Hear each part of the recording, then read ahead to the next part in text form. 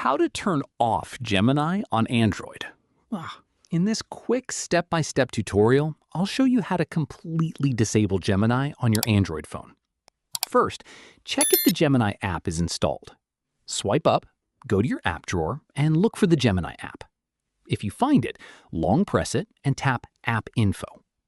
From here, you can either force stop or, if available, tap Uninstall.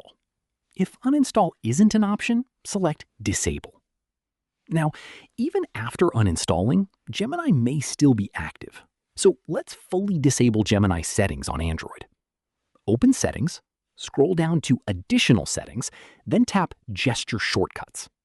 Select Launch Google Assistant and turn off Press and Hold the Power button for 0.5 seconds option. This stops Gemini from launching when holding the power button. And that's it.